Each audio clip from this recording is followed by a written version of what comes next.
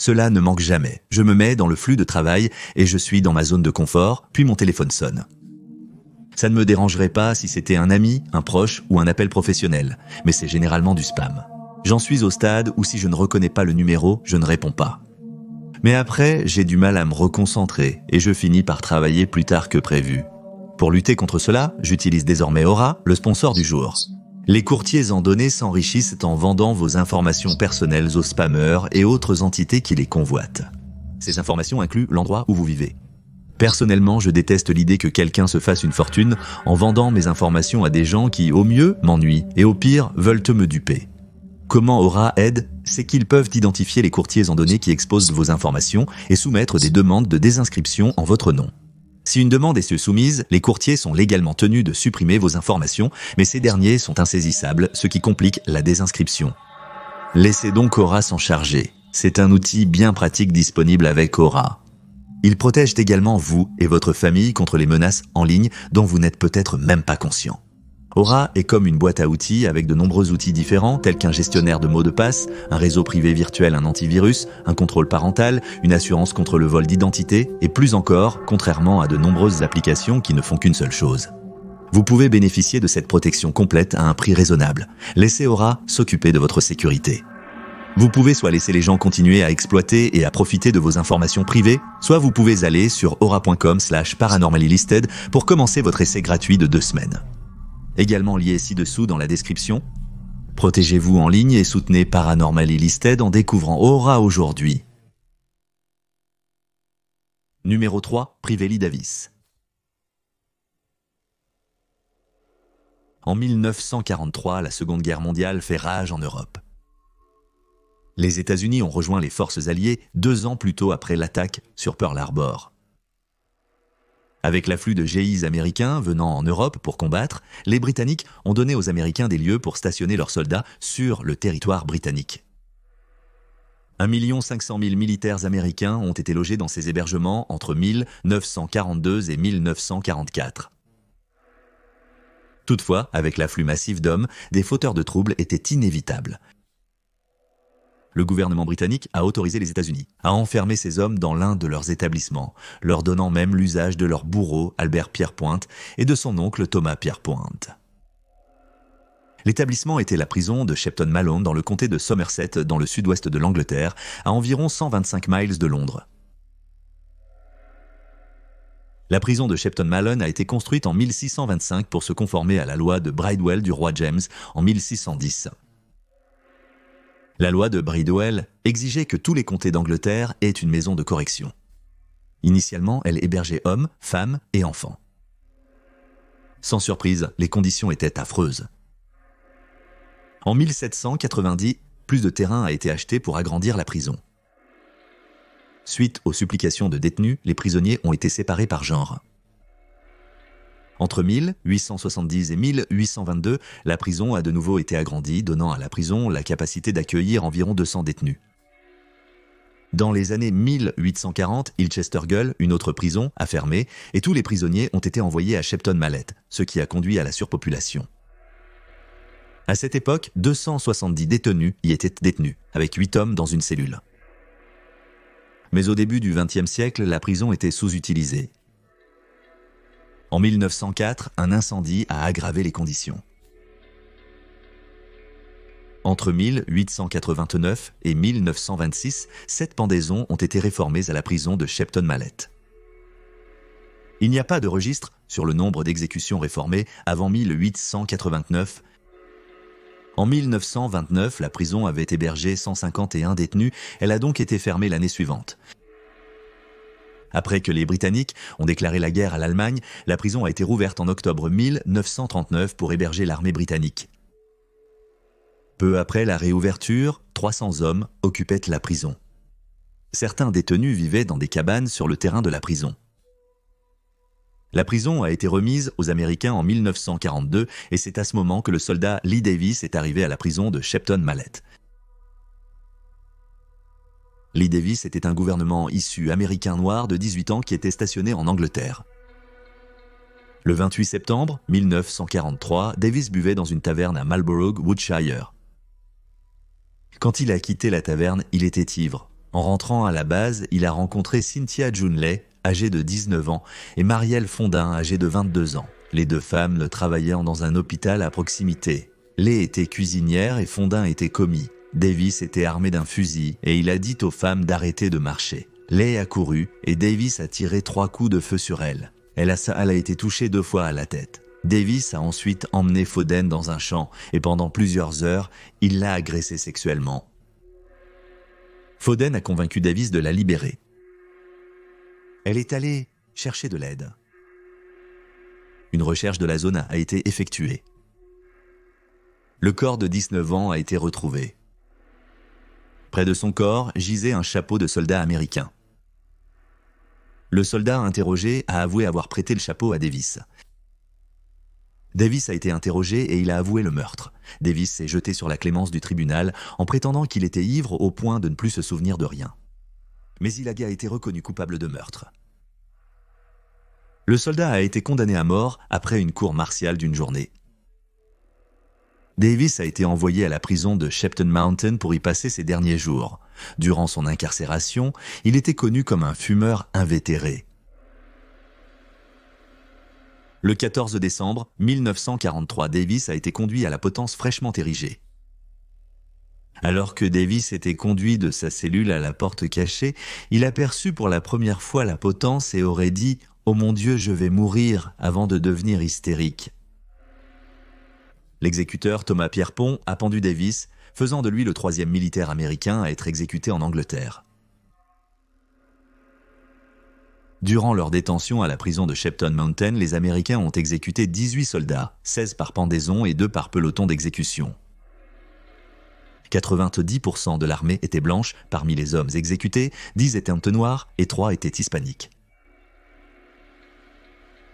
Après la guerre, le gouvernement britannique a repris la prison de Shepton Mountain pour héberger son personnel militaire. Les jumeaux Cray, Ronnie et Reggie, qui étaient des frères jumeaux gangsters notables, étaient logés à cette époque. En 1966, la prison a été rendue à usage civil.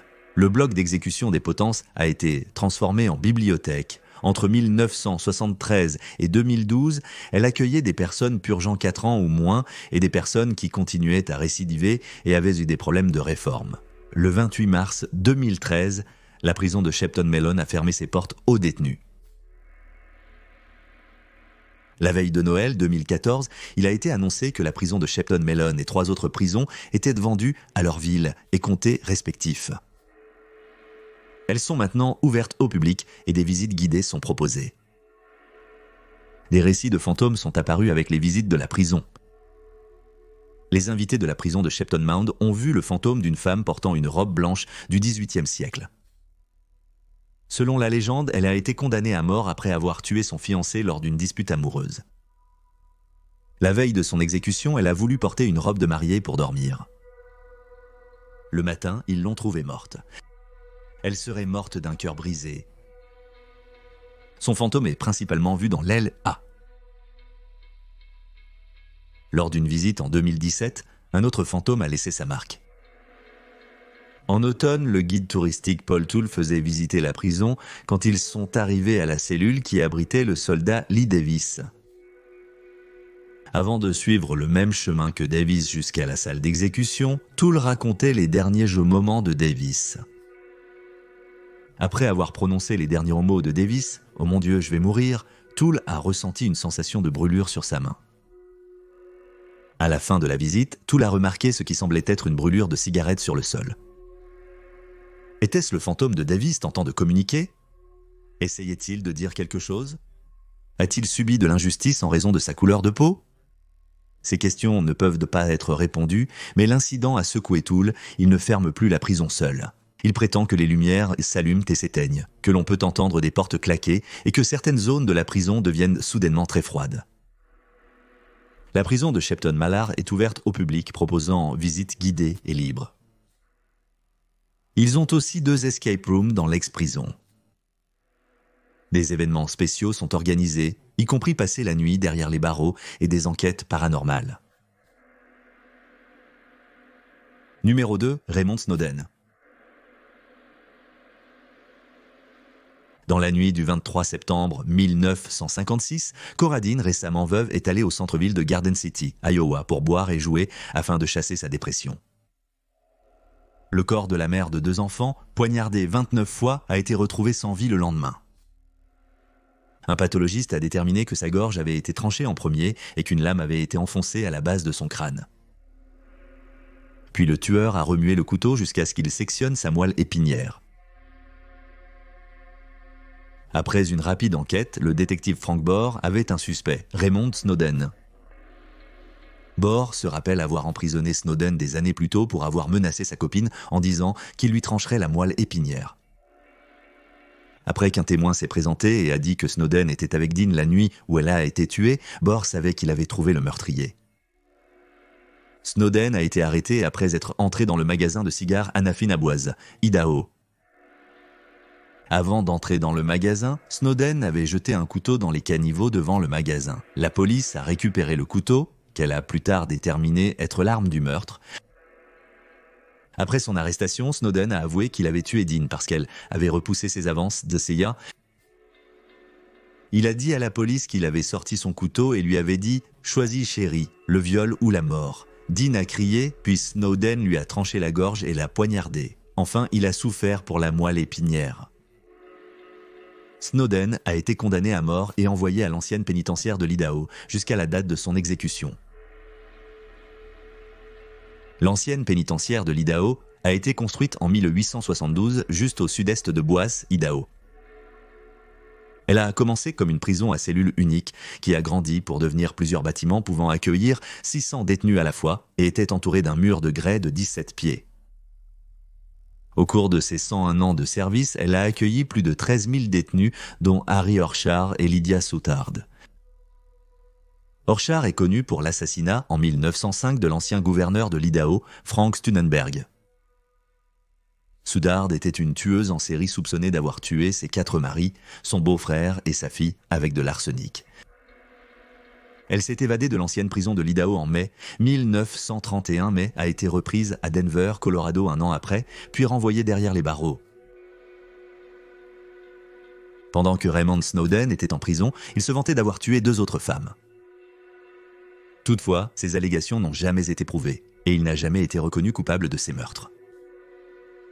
Le 18 octobre 1957, Snowden a été conduit à la nouvelle salle des pendaisons. Snowden a été préparé pour l'exécution et les officiers s'y ont tiré le levier, libérant la trappe. Malheureusement pour Snowden, son cou ne s'est pas cassé et il a pendu pendant 15 minutes pendant que la famille de la victime le regardait lutter pour respirer. Il a finalement arrêté de respirer et a été déclaré mort. Snowden, surnommé le Jack l'Éventreur de l'Idaho, était le dernier homme exécuté dans l'ancienne pénitentiaire de l'Idaho. Il a été enterré dans une tombe anonyme sur le terrain de la prison. En 1973, l'ancienne pénitentiaire de l'Idaho a été fermée et elle a été inscrite au registre national des lieux historiques. Ensuite, des visites guidées de la prison ont été organisées. Beaucoup d'invités prétendent avoir entendu des voix désincarnées rire et crier. Au fil des années, de nombreuses enquêtes paranormales ont eu lieu. Les enquêteurs prétendent avoir vu des apparitions de Snowden errant dans l'enceinte de la prison. Nombreux sont ceux qui affirment entendre Snowden lutter pour respirer en entrant dans la salle d'exécution. Plusieurs émissions d'investigation paranormale, dont Destination Fear et Ghost Adventures, ont filmé à l'ancienne pénitentiaire de l'Idaho. Pendant l'enquête de Ghost Adventure, ils ont enregistré le fantôme d'un homme à capuche. Cela pourrait-il être Raymond Snowden ? Aujourd'hui, la prison est un musée, et la cellule de Snowden est marquée d'un signe indiquant où il a vécu ses derniers jours. Cependant, les lumières de la cellule restent éteintes. Patrick Whelan. Patrick Whelan est né en 1840 dans le comté de Galloway en Irlande. À 14 ans, il est devenu apprenti tailleur. Whelan a eu une vie errante et a voyagé en Angleterre. En 1865, il s'est installé au Canada.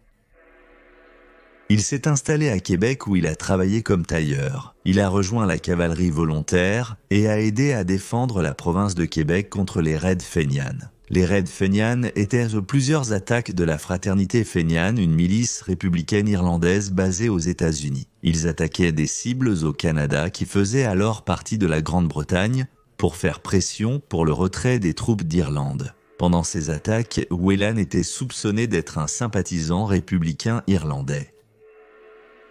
Il a été arrêté, puis relâché sans procès en cour martiale. Après sa libération, il a de nouveau déménagé. Il est allé à Buffalo, New York, puis à Hamilton, Ontario, et enfin à Montréal, Québec. À Montréal, il a rencontré une femme nommée Bridget Boyle, 30 ans son aînée. Elle venait d'une famille de la haute société. En 1867, Will et Mary Boyle, et ils ont déménagé à Ottawa, Ontario, où il a trouvé du travail comme tailleur marchand.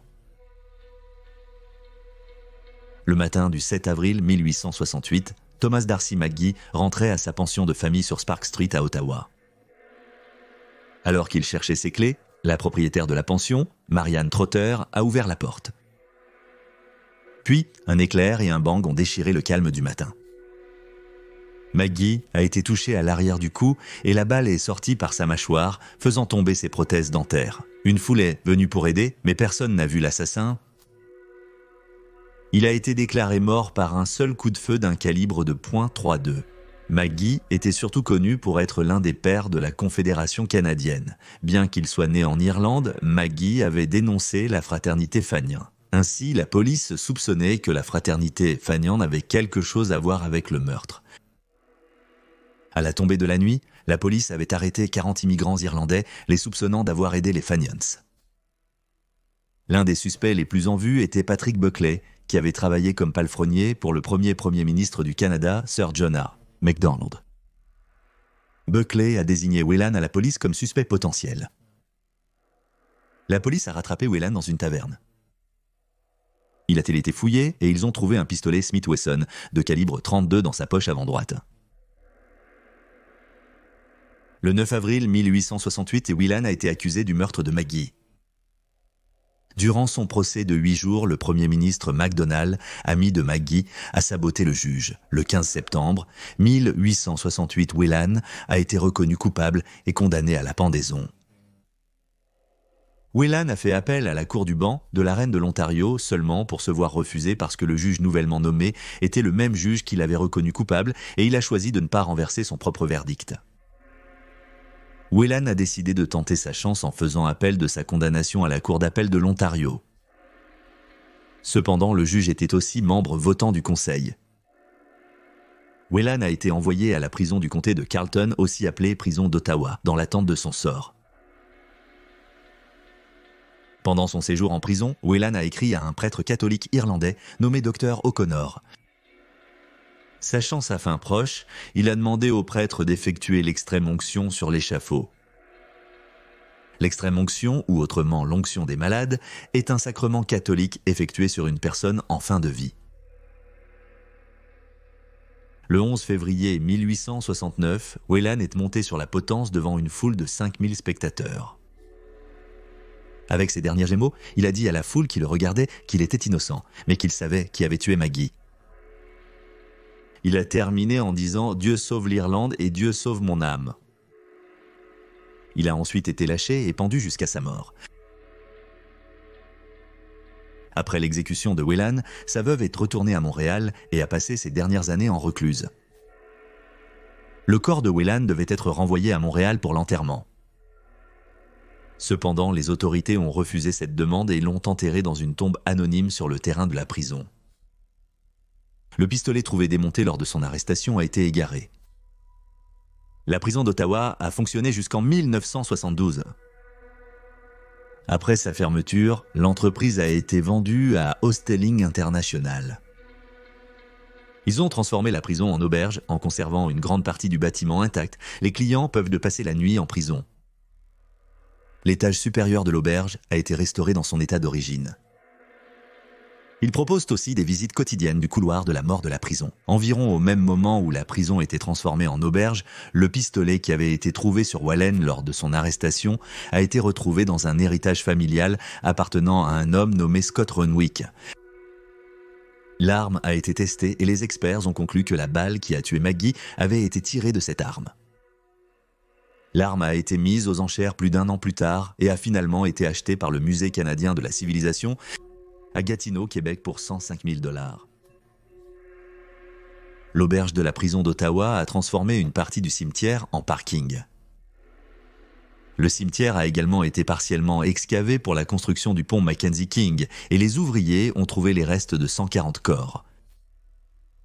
Malheureusement, l'excavation partielle laisse supposer qu'il reste probablement de nombreux corps sur le terrain. Pendant son temps, en tant qu'auberge, de nombreux invités ont signalé des choses effrayantes.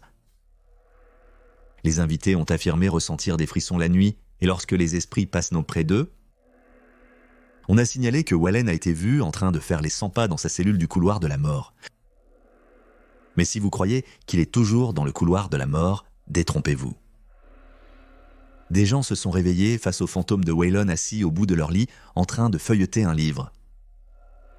Un groupe passant la nuit dans l'auberge prétend avoir communiqué avec Waylon via un Ouija dans la zone du couloir de la mort. Ils ont dit que le plateau était très actif et qu'il ne pouvait parler qu'à Waylon. Ils ont commencé par des questions simples, mais quand ils en sont venus à des questions sur le meurtre de Maggie, ils ont dit que l'énergie dans la pièce a changé et que l'air est devenu lourd et les gens ont commencé à se sentir faibles. Après, ils ont rangé le plateau et ont quitté la zone des condamnés à mort. En 2009, l'auberge a ouvert un bar à l'intérieur de la prison appelé Mugshot. 2 ans plus tard, ils se sont étendus dans la cour de l'ancienne prison, le transformant en bar de patio extérieur pour l'été. Le 1er avril 2022, l'auberge de la prison d'Ottawa a changé de propriétaire et est maintenant sous la gestion de l'auberge Saint-Louis. Ils continueront à proposer des visites de la prison et auront des potences fonctionnelles avec la corde. Donc, si vous voulez savoir ce que c'est que d'être en prison, cela pourrait être pour vous. Le Wi-Fi gratuit et les petits déjeuners sont inclus, donc vous ne vous sentez pas comme un détenu total. Des fantômes bêlés peuvent également être inclus. Merci d'avoir regardé cette vidéo. Nous espérons qu'elle vous a plu. Si c'est le cas, abonnez-vous. Nous publierons une nouvelle vidéo sur le paranormal chaque semaine. Si vous découvrez cette chaîne, jetez un œil à notre autre chaîne, Criminellement Listée. Nous avons plus de 325 vidéos présentant des histoires de crimes étranges mais vrais. Vous pouvez la trouver sur la chaîne YouTube Criminellement Listée. Nous avons également un podcast sur les affaires non résolues qui ont finalement été résolues, appelé Criminellement Listée, présente dans le meurtre. Vous pouvez le trouver sur Stitcher, Spotify, Amazon Music et autres plateformes de podcast. C'est tout pour aujourd'hui. Merci d'avoir regardé.